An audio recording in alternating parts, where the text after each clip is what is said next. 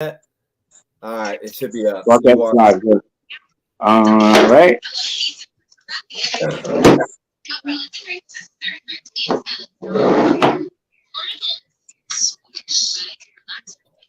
Stoop knockout. Boom. Can you get the toasting model thing? Knockout. Boom. Got it.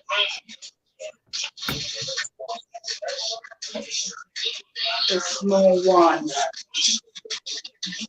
It's a slight delay, but it's working. Well, It's working though, bro. Slight delay, but it's working. And I'm gonna share it to Facebook. Gotta do this. Hold on, let me turn this down. I'm gonna hear myself talk. It's gonna kill me. It always has a delay on there. Remember when we were on Zoom and it was all fucking up? Yeah. It was delayed. Like repeat it for like 10 minutes. I'd turn that shit off. That was fucking annoying, though.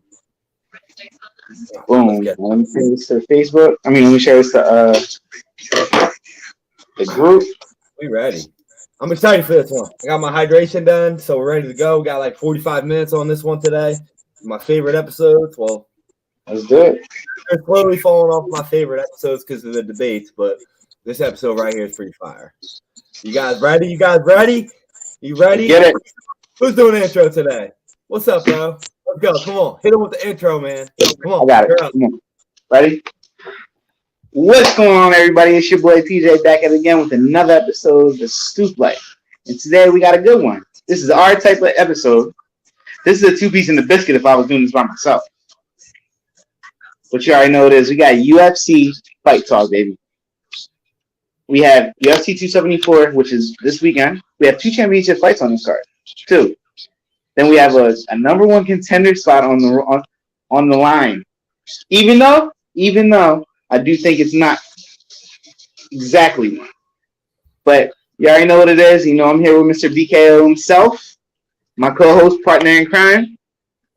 Let's get it. Hell yeah. Yo, before we get started, guys, we're going to be talking about UFC 274. But before we talk about that, I need to talk about the fight card that just got fucking dropped today, UFC 276. How the hell are they going to put on the same card? Already confirmed. The main event is Israel Adesanya versus Jared Cannonier. Then they got Hamzat Chimaev versus Diaz. Under that, they got Sean Strickland versus Alex Pereira. They also got Sean versus Peter Munoz. And then tonight, right before we just watched the fucking podcast, before we start doing this, they confirmed that Alexander Volkanovski versus Max Holloway 3 will also be on that fight card. There's a couple other speculations that they got going on, but we're not going to confirm them here. But I'm hearing a lot of rumors that they're also going to have either in that fight card or going fight week. So probably maybe the next day a fight card that's featuring Kamaru Usman versus Leon Edwards too. And the return of the UFC fucking GOAT, Johnny Bones Jones versus Stipe. The return of the GOAT. I'm pissed off. I was banned from sharing on Facebook right now because I was so hyped when I saw that. I've been following this website or this group on Facebook called Fight Bananas, and they share a lot of stuff. They must have insider information. Yo, if you're into fighting stuff, like we're trying to share a lot in the Stoop Life more, but this group Fight Bananas is phenomenal. Like they're heading on with like a lot of the stuff that they preview. They do a lot of the interviews. They post the videos, not just for UFC. Like they got PFL on there and they got boxing on there. It's pretty awesome. So like they reported that a couple of days ago, and it's actually confirmed that fight card was legit. And now they're the ones that I saw reporting the Usman, the Volk, and John Jones Stipe. And I don't know about you, but like there's no way in hell that's on one fight card. But just to know that those fights are happening, I'm excited for them, man. Like I can't wait. If it is on one fight card, this might be the most epic fight card of our generation. I mean, we just got to be ready. It'll be $150, $200 fight card. And you know what though? we split it in order with my boys because that shit will be epic, like you just said. I know.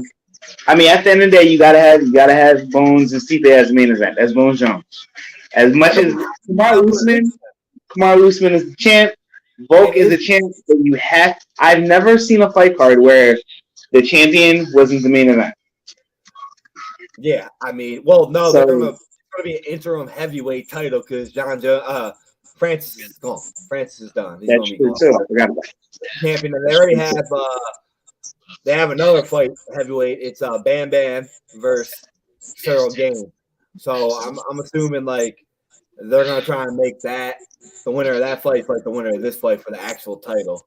And I'm with it. Like I'm with it because I think it's the deepest heavyweight division we have seen in a while. Since early 2000s, mid 2000s. Yeah. 2000s, we were just swinging away at each other. Yeah. Like there's a lot of guys out there because you got Curtis Blades fighting Aspinall. That's another guy that both of them could get contenders. I mean, Francis might be leaving at the right time. He might, honestly. I think he did choose the best time to get up out of it. So he's gonna go get his money. He's probably gonna end up in PFL. Yeah, I mean, he's gonna rule that. He's gonna rule PFL. So we'll see. Yeah, we'll see what he does. I mean, he's gonna get that fight with Fury. You know, who knows? He might knock Fury out because they might wear those MMA gloves, which would be amazing. I don't see it happening, but you never know. You never know. Francis is a good dude. I hope he does something that's going to benefit him and stop getting screwed over by Dana White in the UFC with that bullshit pay that they give him. So we'll see. We'll see. You know, Dana White is. I listened to him talk the other day. He is I might have went from actually liking the guy for a second to actually fucking hate him. He's always like that, bro. Like you like him some days, you hate him. It's crazy. To talk about the man, to talk about pay, get on another organization for saying, oh, what they say they pay. I forgot what organization he was talking about. He said, oh, well, I pay my janitors better than I pay my fighters. I forgot what organization he was talking about. Eagle FC. Eagle FC, yeah. But the fact that he's criticized somebody for not paying their fighters, that pisses me off. Because fighters, I never get on guys like boxers who are overpaid because they're putting their body on their line way more than the normal athlete. It's crazy. It's a little crazy. So now you have guys getting knees, elbows, shins, everything thrown at you. Give them the money. You don't want to give them insurance, that's on you. Give them the money. The thing is, 2 points. Number one, the Eagle SC, he was pissed off because they partnered with Bellator. Like Bellator is actually allowing crossover fights with Eagle FC. It benefits on both. And number two, we talked about it before about the revenue share with like pay-per-view buys for boxing and all these other sports. UFC's at the bare bottom. Like they're not even half of what the lowest sport is. You know, like we talked about before, like boxers, they get about 50% of the revenue between the fighters on the card. UFC fighters on average get about 13. It's ridiculous, man. Like you don't have to pay them more. They're basically the minimum wage of sports. Yeah, like you got to figure, like you got these up and comer fighters are only making $20,000 to get a fight, 30, 40 to win extra, so $50,000 if you win the fight. I don't know how much the camps cost, how much the travel cost, how much the rooms and shit cost. Like they're not, it's tough. It's tough, especially if you can't play for 18 months. Why would that? See, you said about the rooms, training and shit. He has a facility built for these fighters to go train and stay. That shouldn't be part of your pay. No, like it's ridiculous. But then you got a guy who brings in like Conor McGregor and he's like, yo, all hell you get whatever the hell you want. That's why I don't like him. Like, nah, dude. Like, this is not a sport where you play favoritism, man. Like, you gotta allow these guys that are working or women to work they're working their ass off to get the fight that they deserve. Yeah. It actually pissed me off about the Hamzat Diaz fights because like Diaz did a lot for you, and now you're screwing him. He wants out of the contract. Yeah, he wants out. So now you're like, it's loud and clear. He wants to get the fuck out. He's probably gonna have PFL too. Let's be real. He's probably gonna get banned. He's gonna get checked. I'm trying to fight Jake Paul, honestly, and I think Dana White's pissed off about that. But the dude's a warrior. He's 100 fights. But my point is like Hamzat should be fighting Bilal Muhammad. that should be the number one contender fight. But he's Absolutely. like, nobody wants to see that. And that's the guy I feel bad for. Yeah, I feel bad for him. He literally got his shit together and be a contender. Yeah, now he's going to be like, okay, go fight Colby Covington, and then if you win that, you get another fight. Because there's no way Colby's allowing someone to get a title shot and not himself in a fight. That's why he wouldn't fight Hamzat. But, I mean, it's an entertaining fight. I'm here for it. You never know. Hell, Diaz might throw a knockout punch. But let's start off with that fight, though. Like, when we get to this card, the UFC 724 card, let's get to this fight. We got to. But we got to get started on this fight card tonight. Look at this fight card we got here, guys. I'm going to show you guys real quick. I got a screen here. We're going to be starting something new here. We got this fight card. We got the main card right here. Look at this card. We got title fight. Look at that. Oliveria, Justin Gaethje. Then we got another women's fight, Rose Namajunas and Carla Esparza, which I love that fight. I absolutely love that fight. I'm not going to fraud. They already fought before. Rose is always entertaining. Carla's a tested warrior. I love it. Carla has one on him. Let's look at this fight right here. We got Chandler and Ferguson. Listen, if this fight was happening maybe like what 4 years ago, it's a title fight. It's a title fight. It's title fight, absolutely. Especially if you think about it, 4 years ago they were both champions. That's what I'm saying. You know, yeah, it would be a title fight for sure. Then we got these two other fights on this main card. We got the old heads. We got Shogun versus Ovid St. Preux, which, two legends of the game. They've been in it forever. And then the final main card, we got two other legends. We got Cowboy Cerrone coming back versus Joe Lauzon. So we got a good fight there. We got an undercard here. We got a couple more to talk about. Nothing really popular. I would love to talk about a little bit about this Chaos Williams Randy Brown fight. And we'll go through a couple of these because we got some that like this. We're gonna talk about him because he's actually a slight favorite, and he is an absolute fucking animal. I don't like betting against like the Russian fighters, but this Dilima guy is just. I don't know if you've ever seen him fight. He's scary, man. He's very scary. So, let's start off with our main event. We're gonna start off with Charles Oliveira versus Justin Gaethje. Now, before we get started, we got their records. I personally think in this fight, I think the records are kind of really irrelevant. I think this is a matchup stylistically that they're two completely different fighters, and whoever executes the game plan more is gonna win this fight. So, Paul, break down the game plans for both these guys. Like, if you're Charles Oliveira, what's your game plan for this fight? Get him to the ground immediately. Get Justin Gaethje to the ground immediately because once he starts on his little leg kicks, he starts pouring in on you. It's going to be a long night. Don't let him get comfortable. That's honestly Oliveira has significantly made leaps and jumps in his striking, but when he got you on the ground, it's a wrap. He's going to wrap you up. He's going to beat you. He's going to break you down. Now, if I'm Gaethje, I'm going in there and I'm going to smother you. People don't understand that he hasn't had a takedown. I don't think he has had a takedown attack since he's been in the UFC. Yeah, no. But people don't understand he's a two-time Division 1 All-American wrestler, and if I'm him, I'm doing everything in my power to keep that up. Get him up against the cage, smother him, make him feel uncomfortable, drop bombs on him. If you have to take his best shot, oh well. That's what in a Gaethje fight, he's either gonna get knocked the fuck out or he's gonna knock you out.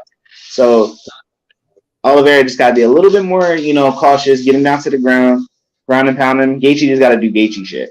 If you know what I mean. That's true. You brought up a good point there. You talked about low leg kicks. Whenever we talk about low leg kicks in UFC, Justin Gaethje is like the guy that's like, he's probably the best at them because he just got he's just like you're bitch slapping somebody. He's like, boom, bam, he's back, and that's great. That's handy. That's great. That's one of the best things you got to do. But Charles Oliveira doesn't get kicked in the legs, like because he got you down all the time. Like he's the same. I don't know about you, but I have Charles Oliveira in my top 5 pound for pound, and I honestly think he's probably underrated still. Like he could possibly be number 1, 2, or 3 in that list. I agree. He's so good. People forget his come up. This is a second career for him now. Exactly. We raved about him plenty of times before. How Charles Oliveira kind of just came from the mud and got where he's at, which is true. So it's only right that he goes in there and fights Gaethje like he was, like he has nothing to lose because that's how he is. He was out the UFC. What I want to say 4 years ago. Yep, 4 years ago, and then he went on that crazy. He's after the UFC, and nobody wanted him. Like he's a hungry fighter. I don't see anybody at 155 beating Oliveira. I'm through the road.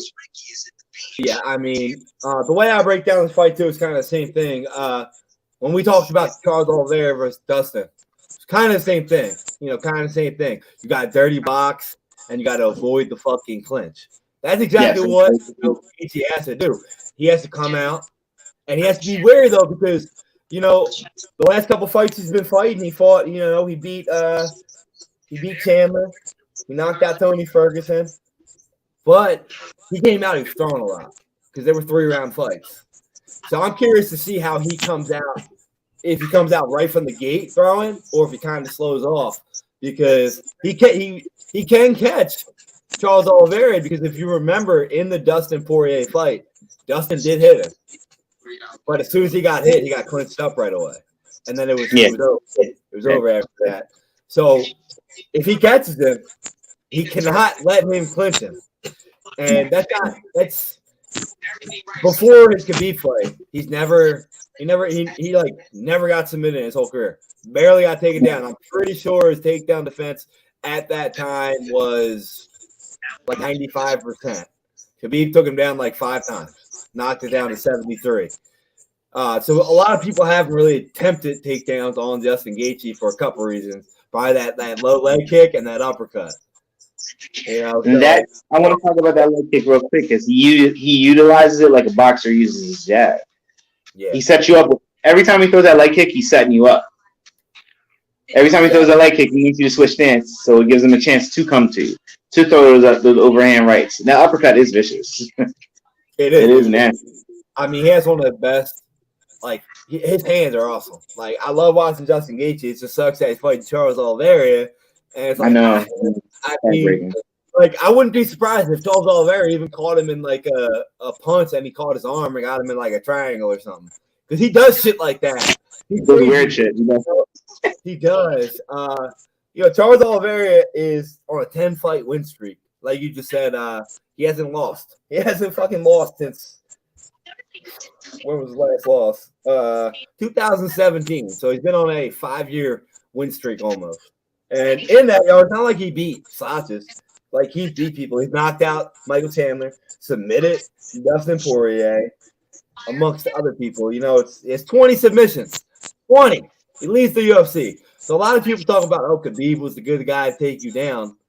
This is the guy that might actually be better at it than Khabib was. In the same division, believe it or not. It's pretty crazy. He would have been a great matchup for Khabib, though. So I do think that. I agree. I would love to see him fight again, but I mean, can we get an Islam Makhachev in here? Or it's a different division, but no, it's the same division, right? It's lightweight. Yeah. Yeah. But listen to this number. This number is actually fucking crazy. I'm pretty sure if we look up any other UFC fighter, they don't have the same number. So at lightweight in his career, he's 11-1. Of those 11 fights, he has 10 stoppages. Unbelievable. The only one he didn't stop was a decision win. It was a 3-round fight. That's it. Every other fight he stopped. Like, that's crazy, man. As for Justin Gaethje, I want to point out this. In his last 5, he got knocked out twice and he got submitted once. His last 5 losses. Other than that, we talk about Charles has 20 submission wins. Justin Gaethje has 19 knockout wins. So how many times has he been knocked out? He's been knocked out 2 times, but he has 19 knockouts. That's not bad at all, actually. But we need to go back and watch his fights and see how many times he was rocked in this fight. So I mean, well, so I have a number here. We're gonna look at it real quick right here. Justin Gaethje's stats.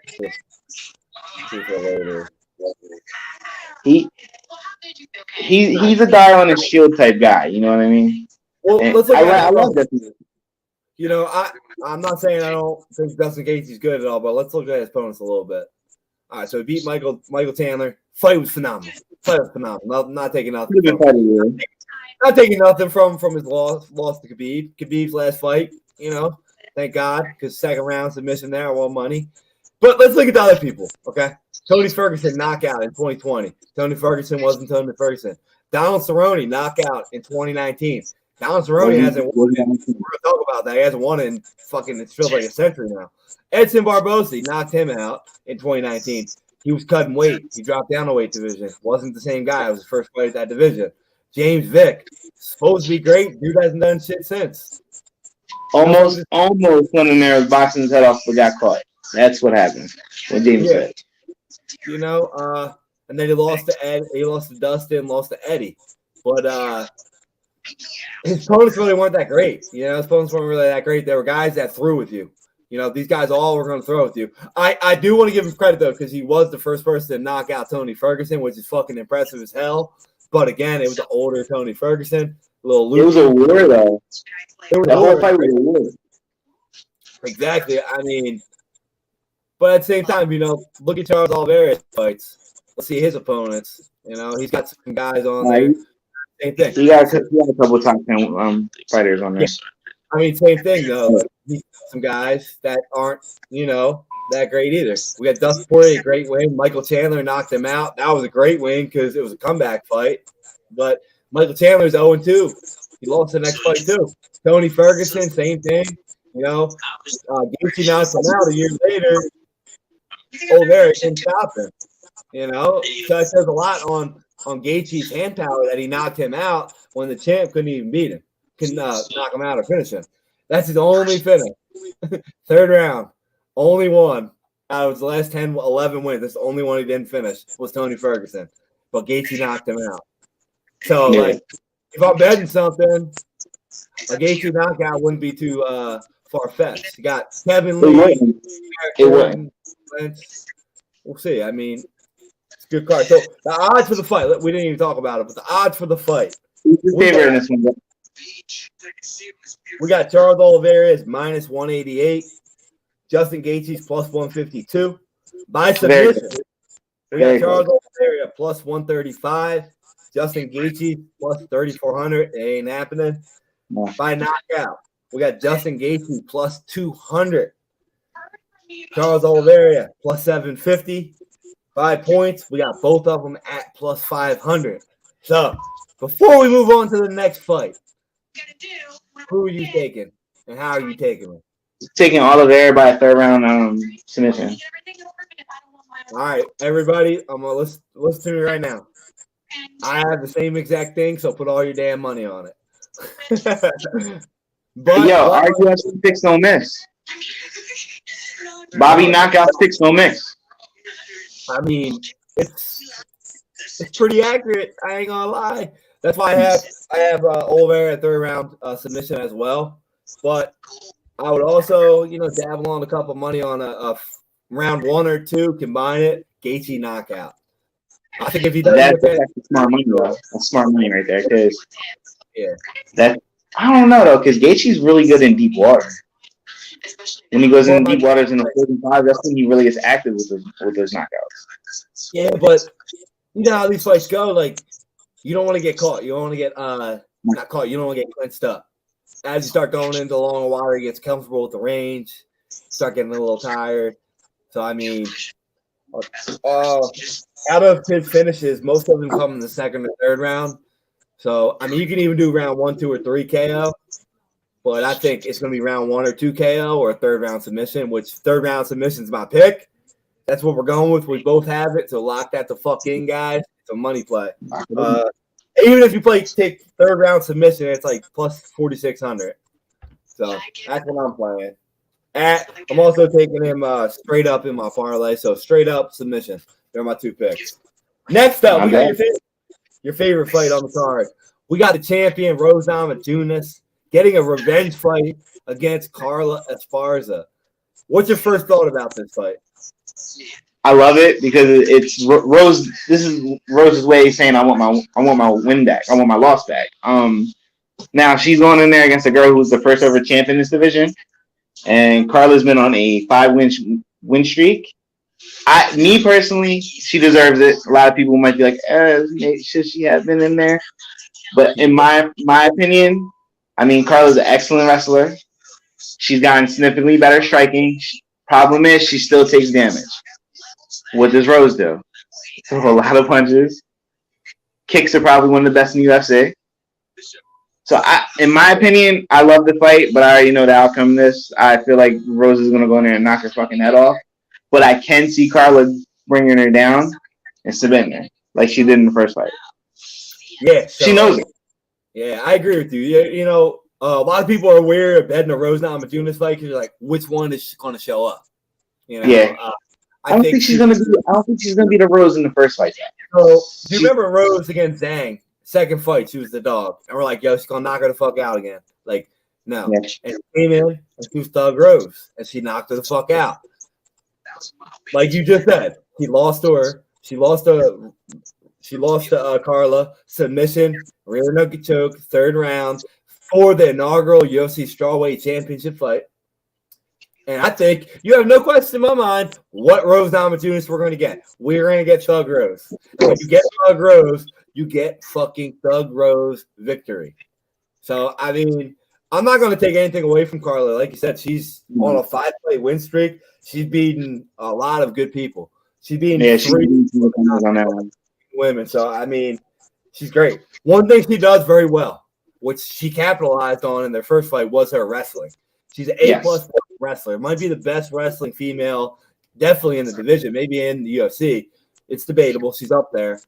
But since that first fight, Rose has gotten a black belt, and she has improved significantly.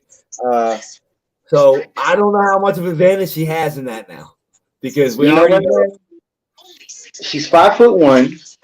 She shoots fast when she shoots. She can get her down, but I don't know. This Rose is really good at scrambling. This Rose is really good at takedown defense as well. So look at this again, I think we're gonna get Thug Rose, and I do see a knockout probably second round. Yeah, so like the only way for Carla to win is for Carla to get her back and submit her. Same thing, you know, like as last time. Exactly. But if you look at the chart here, Rose is a higher percentage takedown defender, and she's almost double accurate at takedowns.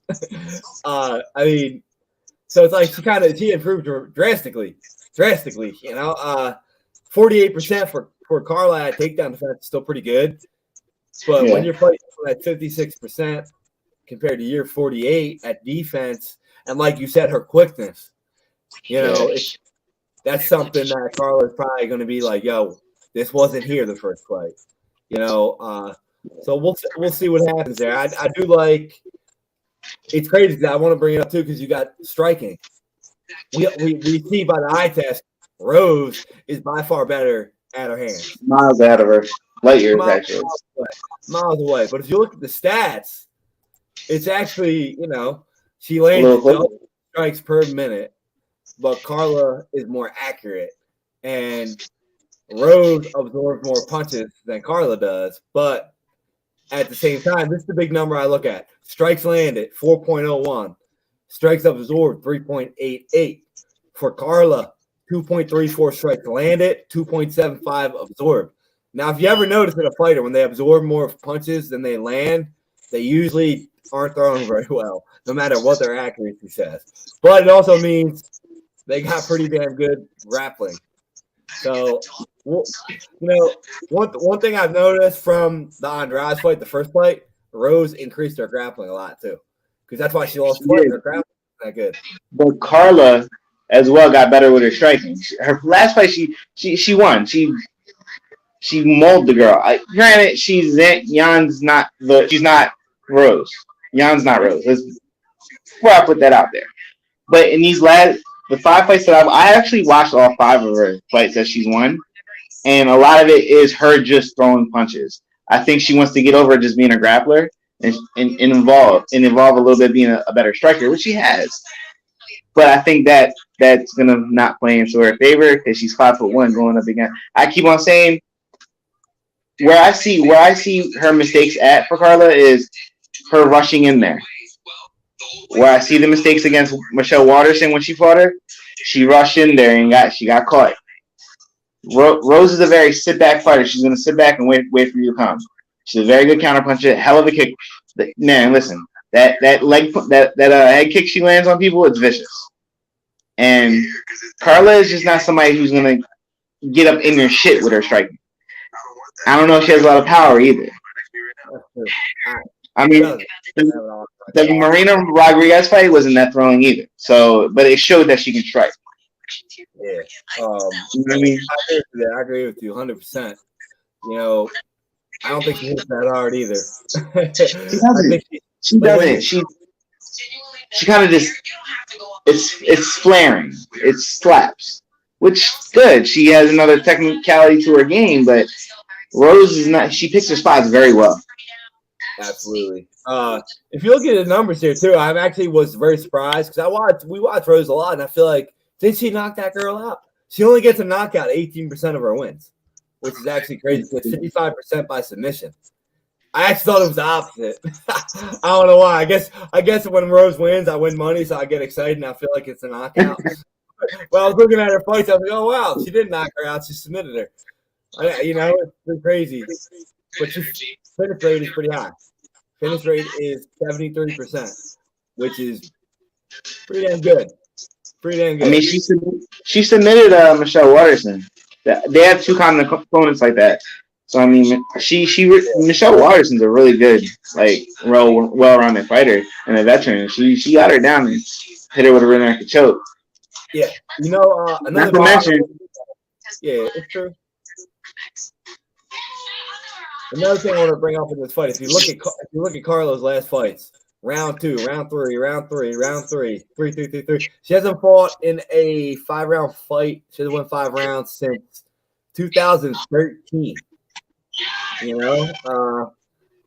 Is she ready for a 5-round fight? If it goes to round 4, I don't think so, man. I don't know, man. It's tough. Look at Rose's last opponents. I mean, Angela Hill's a hell of a fighter. Rose is the reason why Paige Van Zandt is not in the UFC. Teresa Torres, Carolina, Michelle Waterson, Joanna. She's fought a lot of really good strikers. So that can actually work into Carla's favor because she's not used to having to defend that shoot, defend getting put on her back. She's not used to it. Yeah. You know what I mean? Well, I was also looking at, like I just said, I'm questioning our cardio. Is her cardio there? I also look at it looks like she's a slow starter. I don't remember a lot of her fights, but against Marina Rodriguez, split. Against Michelle Waterson, split. I remember the Marina Rodriguez fight because I thought to myself, I was like, she came out like a little tornado. She came out throwing a lot of punches. Out of these fights, you got 1, 2, 3, 4. 4 of her last, since 2017, 4 of those fights have went split decision. So it's like you can't start slow against Rose. Like you're not. You have to go out there, man. Yeah, so you have to go out there firing bombs, man. You have to make Rose feel very uncomfortable out there. You have to smother her. But it's hard to do because Rose knows how to use her. She might be only 5'6", but she's tall for that division. So she knows how to use those long legs, those long jabs. She utilizes every bit of her limbs. Carla's gonna have a hard time kind of calming that down. So if you're not, even if you have to throw a couple punches and shoot, you have to do that. But she can take a punch as she's doing it.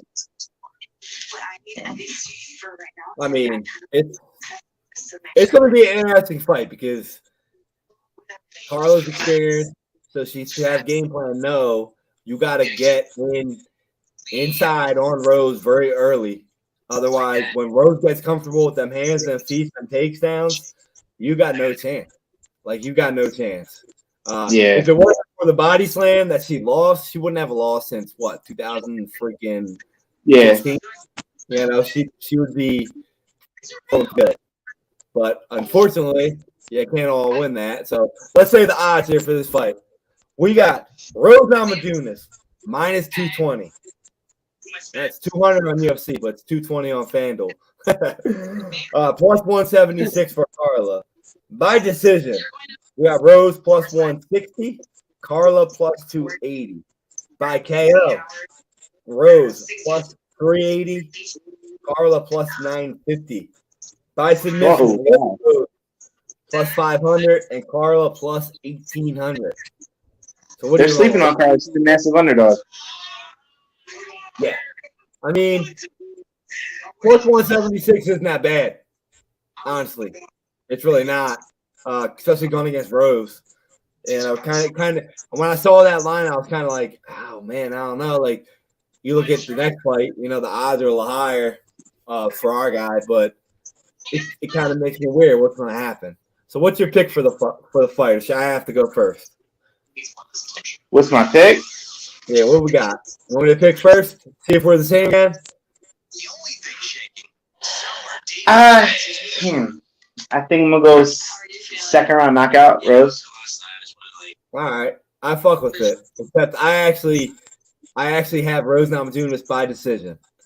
I'm going Rose by decision, but I did have second round knockout originally because I like I just said, Carla's a slow starter, and Rose Namajunas gets her hands going. She knocks people out in the second round. Yeah. So, hand in hand. So I'm going to be doing a knockout round 2 as well, but I'm going to be going here on Rose by points. That's my play. Rose is going to win either way, so we'll see. Now we're on to the next fight. Michael Chandler versus Tony Ferguson. Somehow, Tony Ferguson, after losing 3 in a row, is still ranked number 7. That says a lot about him, though. It really does, especially who he lost to. Let's point out who he lost to for everybody out there that thinks Tony Ferguson sucks now. He lost. Please, not at all. Not at all. Stop it. He lost to the current champion, Charles Oliveria. Decision. He lost to Justin Gaethje, only knockout of his career. And he lost to Dariush, who's also a top 5 guy, by decision. Not bad at all. You know, he's still in there. He's still a fucking problem. He's still a problem. And then we got Michael Chandler coming off 2 losses to both guys fighting in the main event. So, hey, not bad. You come over to the UFC, you win against Dan Hooker, and then you lose to 2 guys that are in the title fight. Not bad. But what's your main takeaway from this fight? What's your thing that's going to separate who's going to win this fight? It's hard fighting Tony Ferguson, period, because he does a lot of weird shit. He gets in danger, he gets shot, and he does tumble salts, backflips, rolls all over the ring. He's very awkward to fight. So he's gonna make it tough fight for anybody. Michael Chandler is just a fucking beast, honestly. I mean, keep it real. Granted, you got 1-2 in the UFC right now. Yeah, 1-2, but he fought he does have power. He will knock you the fuck out, but I don't see him knocking Tony Ferguson the fuck out. I think Ferguson just needs to keep being a weird guy. Take his shots wisely because he can get caught in between those. I think Chandler should probably do his best to mount him down and ground and pound him. Honestly, you want to keep Ferguson close to you. You know what I mean? Because once he does that bouncing off the fucking, he does a lot of weird shit. He's just a weird guy in the cage. Hard to knock out. Very hard to knock out. We got to keep it real with you. You're not just gonna clean this fucking clock. I mean, Justin Gaethje took him going to war with him to do that. And he's not gonna do that against Michael Chandler. I'm not gonna sit here and say I'm impressed with Michael Chandler in the UFC. He did impress me when with the fight he had with Gaethje. I don't know. I mean, this is a fight. I feel like this is a gatekeeper fight. The winner's going to get the winner of the Oliveira Gaethje fight. So these 2 are honestly gatekeepers, in my opinion. You're leaving out Islam? You're leaving out Islam? Huh? Oh, nah. Hold on. Neither one of them want any smoke with Islam. Neither one of them. I mean, what if Oliveira wins? Islam? where they avoided move up, move down. You know, I mean, there's a lot of things happen. But there's a reason this fight's on this card. There's like I agree with you. There's a reason this fight's on this card. It ain't just these guys are fighting. Because if Tony Ferguson wins, he's on his way out. He deserves a title shot just because of the amount of times he got screwed over by injuries and people pulling out and shit like that. So, you know, I agree. And Michael Chandler, he's entertaining as hell. You know, I mean, why not? That Gaethje Chandler fight was one of the best fights we've ever watched. So, I mean, if Gaethje wins, I'd gladly watch that for a title fight. 5 rounds? Hell fucking yeah. You know, I agree with you. My thing about the fight is kind of like what you just said, too. But the thing about Michael Chandler is his last couple fights he's shown he gets caught a lot. Like, a lot. He throws hands. You know, and the thing about exactly, but the thing about Tony Ferguson is he'll throw a standing head kick. You know? Like, he'll be on his one arm and hit you with a leg kick. Like, I wouldn't be weird, man. Like, you remember when he rolled into the the ankle lock? Like he rolled into it. Like it's weird shit. He's a difficult fight. It's not going to be an easy fight whenever you fight Tony Ferguson, regardless of which one you're going to get. He does. Like I guarantee you, right now, he's probably crawling along a wall. Like at his training facility, probably crawling along a wall. Say, how can I crawl along the cage like this and get him an armbar? He thinks of weird shit like this. I'm telling. I remember when he was supposed to fight Khabib, and there was a video of him. He was kicking and elbowing steel poles. Like, this dude's nuts. He's fucking crazy. And then he tore his ACL. He tripped over a cord. He was like, come on. Like, yeah, that's the shit that happens, but, like, this dude's crazy. Like, something's wrong with his head. Like, and he brings it to the cage. And he's one of them fighters that nobody likes to fight because he doesn't mind being on his back either. Like, he's like, yo, take me down. I'll choke you out from the bottom. It's like Anderson Silva when he was in his prime. He was like, yo, like, come on down. Come on. And they were like, nah, get the fuck up. Like, that's the type of shit Ferguson does too. But like I just said about getting caught, do you think Tony Ferguson can catch Michael Chandler for Michael Chandler to actually be scared? I think he knows. I think Chandler knows he can catch him. If you look at Michael Chandler's fighting history, in the big fights, he comes up short. He's not great. He's not great in big fights. I think he beat Eddie Alvarez, and I believe in Bellator he beat Eddie Alvarez and he beat Pitbull once, but Pitbull came back and knocked him the fuck out. So he's not great in these big fights. To me, this is a big fight for him because if he loses, I think Dana White's looking at him like, good try. He might have one more in him. Yeah, I agree with you. It's a huge fight for both of them because same thing with Tony Ferguson.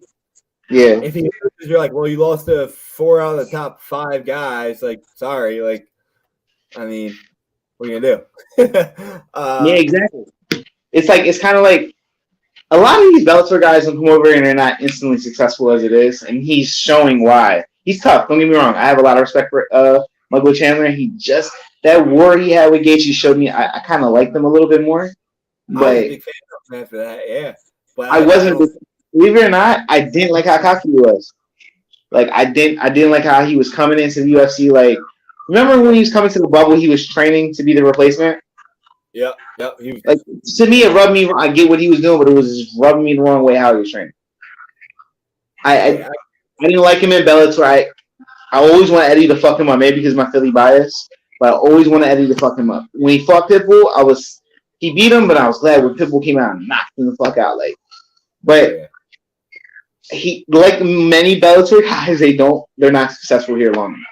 Yeah, so I think Tony Ferguson actually undervaluing Tony Ferguson. We got the odds here, and let me show you what I'm talking about. We got Michael Chandler minus 385, and we got Tony Ferguson at plus 290. I think that we talked about the last one being disrespectful. This is disrespectful. I mean, I get Tony Ferguson lost 3 in a row, but like I said earlier, this dude is a warrior in there. Like, and Michael Chandler hasn't proven anything. He hasn't beaten anybody in the UFC, so it's kind of like I feel like it should be a little lower, you know. But we got by knockout. We got Michael Chandler plus 115 by knockout. Tony Ferguson plus 850. By submission, Michael Chandler plus 700, Ferguson 1,500. By points, Michael Chandler plus 260, Tony Ferguson plus 600. What's your pick for this fight? I'm gonna go Chandler by UD split by split decision. It's never an easy fight when you fight Chandler. Even when you beat him, it's not significantly. I don't even think that his last fight against Darvish, it even wasn't a clear win for Darvish, but I got Tony Ferguson winning. I mean, I got Chandler winning by split decision, but I can easily see Ferguson knock him out. So we'll see. What do you got, man? We're gonna win a lot of money this weekend because I agree. Every single person I say is talking about this fight. They're like, "Oh, Michael Chandler's gonna destroy him." And the more you look at it, the more you actually break it down and see that, all right, maybe Tony Ferguson isn't as bad as we think he is, because we remember him on like a 14-fight win streak, and then he lost 3 in a row. But he fought legit top guys. I know. The only guy to stop him is Justin Gaethje, and he didn't get stopped. If you remember that fight, the ref stopped it because his nose was hanging off his face. He kept going. You know? He was still going to town. He won all sparks. It was crazy. I remember that fight. It was a great fight. Like, I don't know how the hell he was standing. Like, remember Gaethje was asking him, like, "You good?" And he kept throwing punches, and it was nuts. So he didn't even technically get knocked out. It was a technical knockout for that fight.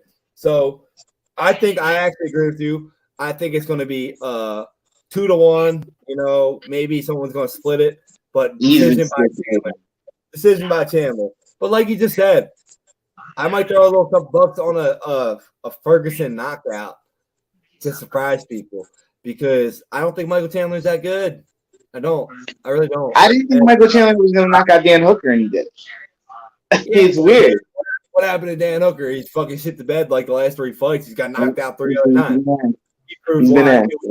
He was nothing impressed. I was impressed on that fight until what Dan Hooker did the next 3. Then I was kind of like, all right, Michael Chandler ain't shit.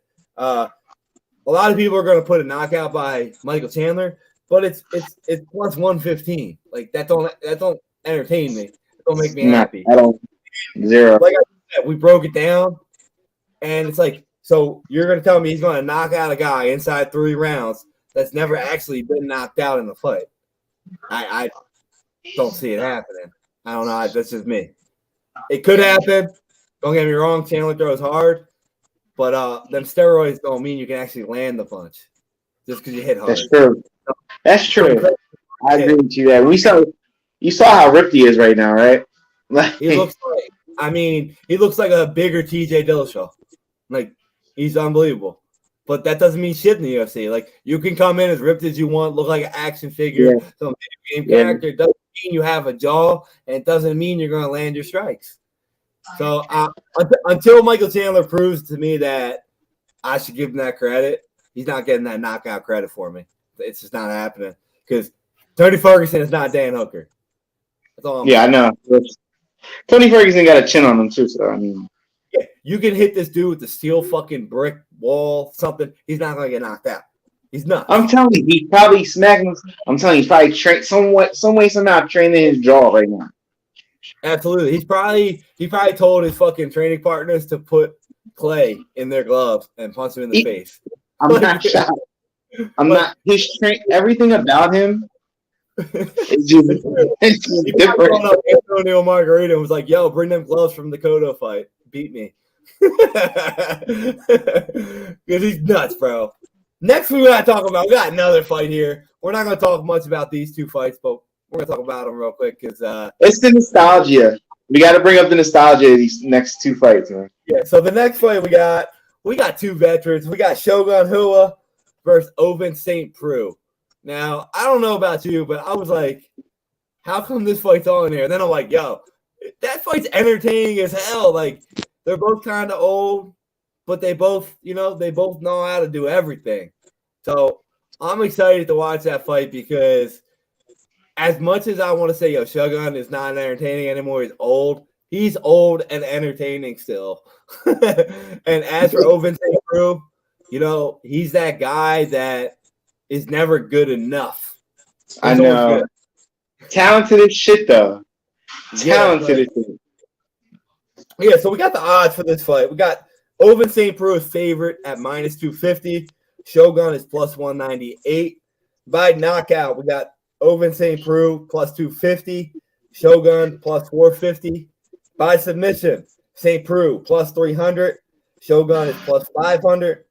Yeah. I just said that backwards. I forgot I fucking wrote it wrong. So let me read that again. I wrote it backwards. So we got.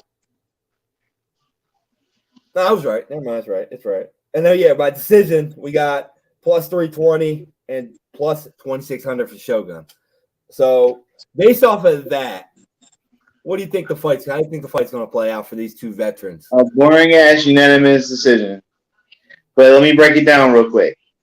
I could definitely. I'm not gonna say who's gonna win, but I could definitely see OSP going in there and outstriking them. But I can also see Shogun Rue actually possibly landing a big one on him because he's known for it.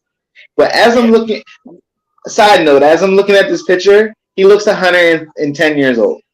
Look how old he looks, bro. He looks. Damn. Is this at heavyweight? It's at light heavyweight. I think. Are you fucking kidding me? They're making a 205 pounds? I think so, yeah. Yeah. Listen, man. Listen. Yo. OSP's a cheeseburger away from fucking Derek Lewis. I mean, listen. Oh, what is this? I don't want to knock Rua, man. He's a veteran. He knows what to do, and he hasn't looked that bad his whole career, but he's kind of looked like that. Not as bad. His face is even damn. I think he got that 5 o'clock shadow going in the picture. He looks old. Yeah, I don't know if he has a part in his fade or. I think he does. Look at that, bro. Let me get back to the fight talk, though. I'm just disgusting looking at this legend right now. Let's talk about it. So in the last 5, Shogun, 2 wins, 2 losses, and a draw. In his last 10, he's 5-4-1. St. Preux lost 2 in a row to 2 bums, but in the last 10, he's 4-6. But he's somehow favored by 250. So a little crazy there if you look at the numbers, but then I look at this picture and I see why. Oh, I see. It's not crazy. No, it's not. As much as I want to say, Shogun's gonna come out here, he's gonna get that decision. I don't think he can go to past the first round. It's worrisome. Why would they not even let him fight? I think it's the last fight, veteran fight. So you put him in there last pick. Yeah, I mean, I got right here. I think he's going with the fight in a boring ass fight by decision. That's my pick too. Like I said, as much as I want to take Shogun, I look at his numbers, I look at his age, his past fights. It's it's cool. He's 5-4 in his last 10, but he ain't fighting nobody. He ain't fight absolutely anybody. Where St. Preux is kind of that gatekeeper where he fights these young guys before they get that step up. So it's going to be a fun fight for St. Preux because he's going to be this dude is lower than me now. I love it. So what's your pick for the fight? I want to go OSP in a split decision. I like it. That's how I say it. I think they're going to stop throwing at a high volume after the first minute and a half. OSP might pick it up later, but I got OSP winning by a split decision. I agree with you. We got our final fight on the main card, which is another fight that you're why is this on the card? But then again, you're entertaining as hell. We got Donald Cerrone. Very entertaining.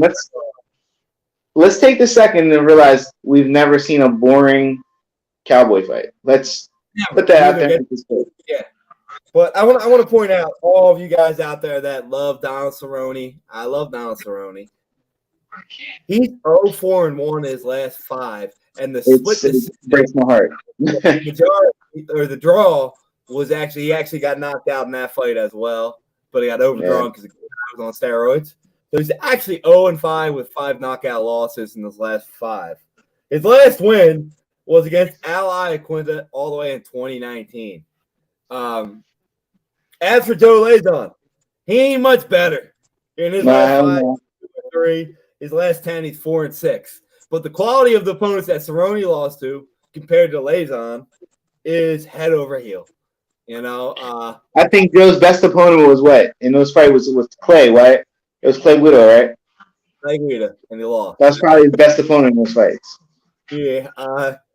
As for this fight, you know, I kind of think it's a going away party for Donald Cerrone. You know, Me too. Donald Cerrone's going to take this fight, and he's done after. So he's knocking the fuck out. Not gonna lie. Yeah, so I'm looking at the odds here. I got Cerrone -178, Lauzon +144, by knockout. Cowboy +240, Lauzon +600. By submission, Cowboy is +460, Lauzon is +800, and by points, Cowboy is +340, and Lauzon is +380. So what are you taking with this fight of guys that can't win fights? Someone gotta win though. I'm gonna vote with my heart and my brain on this one. Cowboy's still very highly skilled. I think he's a lot more skilled than Joe Lauzon, even in their primes, which is not even close. I think we might see a head kick from our old boy Cowboy. Put out Joe Lauzon real quick, and that's it. Call it a quick night. He's gonna have a Budweiser in his hand before we know it. Yep, he's the first fight card, first fight of the day, and what always happens in pay-per-views? First fight is always an entertaining ass fight, and it's usually a knockout. So I agree with you there. I'm going with the smarts. I'm going with my heart and my brain, and I'm taking Cowboy Cerrone by knockout. I'm also going to say round 2 knockout. Round 2? You know what? I'll say round 1. I'll top you. Just because Cowboy's one of my favorite fighters of all time. Literally, of all time. He's one of my favorite fighters. And I think Cowboy's going to get him out of it in the first. I think Joe Lauzon, he's a very slow starter as it is. He kind of moves like a zombie. Even when Joe was in his prime, never been a fan of it. He kind of moves like a zombie. So I can see him hit him with a nice head kick, and that's it. Lights out. Get my man his Budweiser and his Monster, and give him a jet ski. Yeah, I agree. I think that's exactly why Don Cerrone took this fight, because he's like, I want to fight someone that's not going to knock me out and slow, so I can kick him. Like, for real, I really do. Because Cowboy's still very, very elite. You can just look at this picture at him. You look how much more in shape he looks than Lauzon. He still looks, his body looks good still, So, I mean. Is this fight at 55 or 70? It is at 155, I believe. Let's check. Yeah, lightweight, 155. That's even better for the Cowboy, because Cowboy is a very, very vicious striker still to this day. So, yeah. He surprised me against her. Remember we knocked out the kid Hernandez like that? Yeah, I remember that. It was great. No one expected that, and he knocked him out. Great. Great fight there. So, we talk about the main card. Let's talk a little bit about the undercard. We got this Chaos Williams fight I want to talk about a little bit. Chaos versus Brown. So if you guys haven't watched Chaos Williams, he's going to either knock you the fuck out or you're going to submit him. There's no other way around it. No other way. I agree. No other way around. Yeah. But for him, if you look at these wins, he's fighting a guy that does not submit people. So at the number that you're getting Chaos Williams at a -120, I think it's a steal. I think Chaos Williams is going to knock this dude out. And if he does knock him out, he's going to have a unanimous decision. Because he fights how he looks. He fights like his name. He's Chaos in there, bro. But his last fight he went in there, he was a little tentative. He won the fight, but he's a little tentative. I think this fight he's going to learn from that. And he's going to come out throwing fast, because this is the guy that, like I say, he doesn't throw a lot of submissions. And he likes to throw. So it's a perfect opponent for him, but he doesn't knock people out a lot either. So Chaos Williams, I don't think he really has to worry about getting hit, getting knocked out, or getting taken down. I like him a lot. What do you think about this kid, Chaos? You like him? I love him, man. I told you before, I love Chaos, man. He brings the fight all the time. He's a very ferocious motherfucker. Mm-hmm. You know what you're getting with him. Either he's gonna knock you the fuck out, or you're gonna submit him. And like you said, this guy's not a big submission guy. So I'm gonna have to roll with Chaos on this one. I think Chaos is gonna do it nasty. I hope he does. I hope he makes a comeback from his fight because he's the fighter that you could tell he just was like a boxer. He's got into jiu-jitsu and shit. So we'll see. I think he's gonna come a long way. I think in this fight it's gonna be good. We got a couple other fights on here, which I think the winners are gonna win. But this fight is the one I want to talk about: Marcos de Lima and Ivanov. So this I want you to take the lead on this one because Marcos de Lima, I've seen him fight as well, but you're gonna bet against a Russian. I feel like I'm betting against the Russian, which for you guys, de Lima's he might be the favorite now. Let me check because he was the underdog. It was going back and forth on FanDuel here, so I'm going to check the odds right now. I want to bring it up live, see what he's at. Because on the undercard we got. De Lima, where are you? Yeah, he's the underdog at plus 132. So the reason I like him is this. I think this he's from Bulgaria. Close enough to Russia. So we're not betting against a Russian, so I like it better. But this dude is a heavy fucking hitter. Win rate, 72 wins are by knockout. He's a bad man. Very rarely gets past the first round. Where this Ivanov guy, he likes to kind of slow, steady it. But De Lima is so big that you can't go slow and steady against him. Nah. You look at his numbers here too. He can take you the fuck down and beat your ass on the ground too. But Ivanov's takedown is really good, but he's never went against a guy that his back is he's so strong. This Ivanov De Lima. So, I personally have the freak in Rodrigo de Lima winning. I think he's going to knock him out. But the only way that Ivanov wins this fight is if he takes him down right from the get-go. Right from the get-go.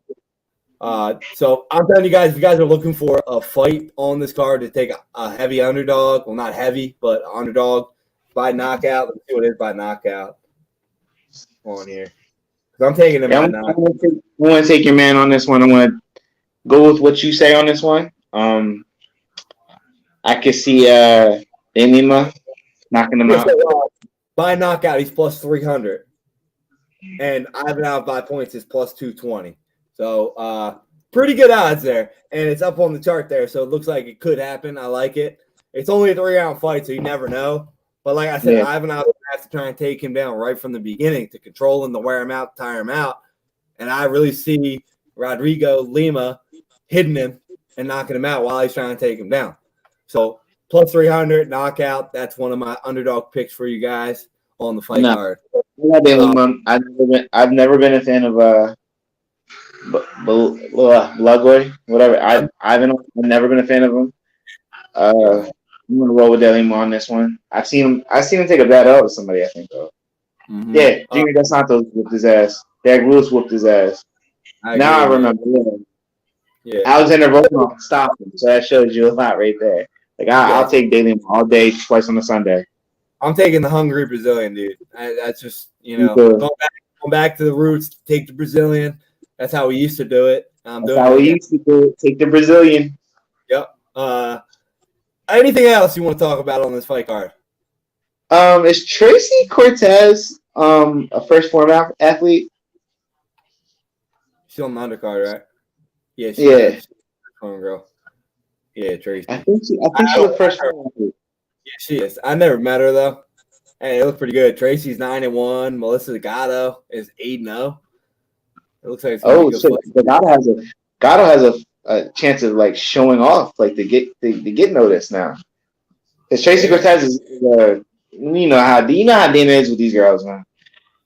He likes to feature them, so we'll see. I was just curious because I swear I've heard this Tracy Cortez chick with a first form like Carla.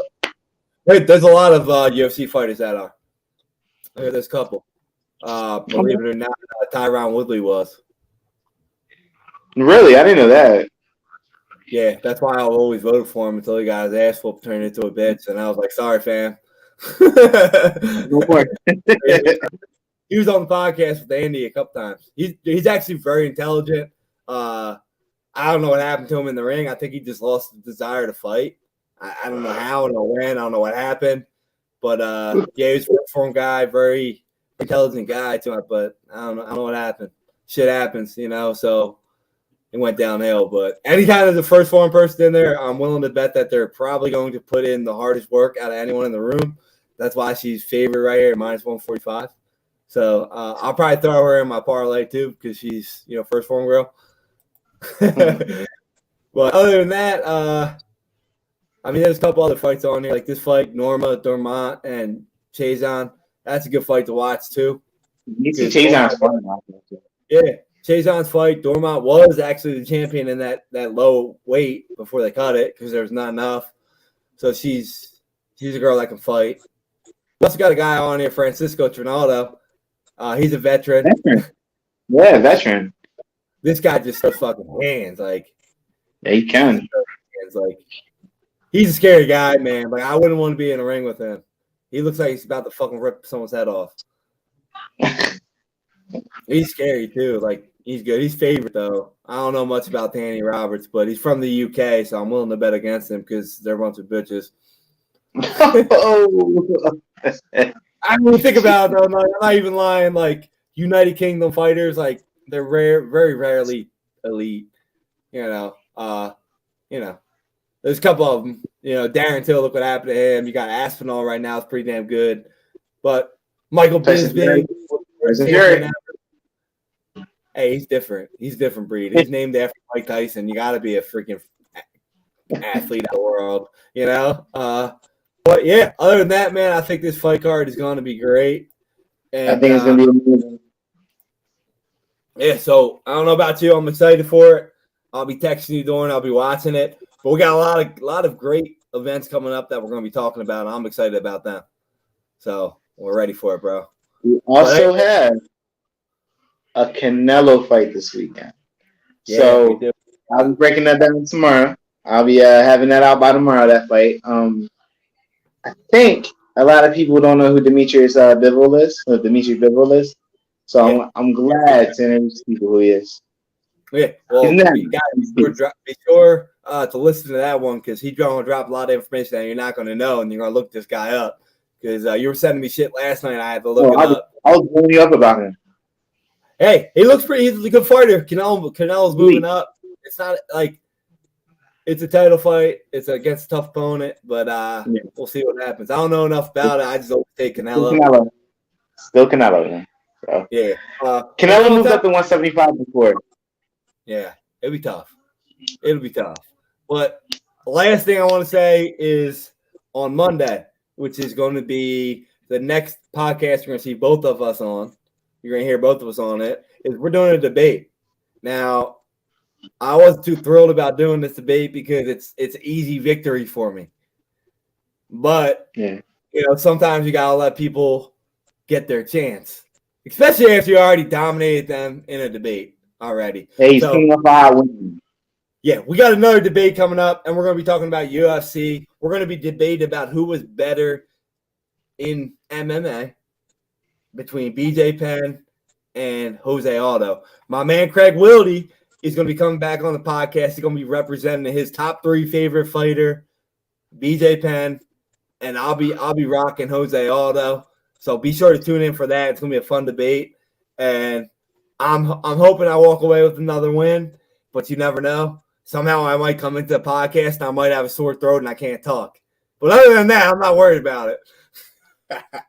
I'm just fucking with you, Craig. If you're listening, I'm excited for it.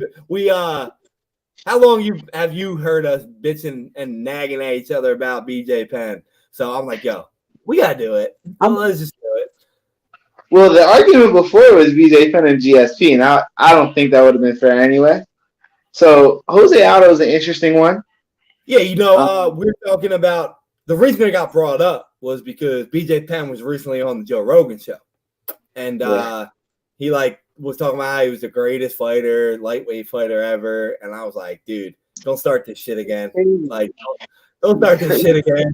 And I'm like, listen, like, BJ Penn, you know, he's a great fighter and all.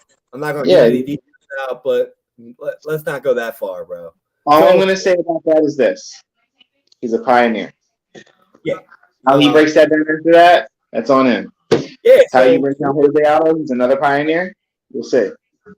Yeah, in different ways. We're gonna break that down. But I the reason I brought Jose Aldo was because I thought I was trying to find out a guy that was kind of, you know, similar type of career, you know, or, you know, kind of legacy, like things they've done, kind of the same weight, this and that. And I just happened to mention Jose Aldo, and he was all for it, like, yo, like Jose Aldo was great, but he's not better than Penn. And I was like, all right, let's go. Like, I was like, I like, it's like Steve said in the podcast with the Undertaker. He knowed all that information because he was there.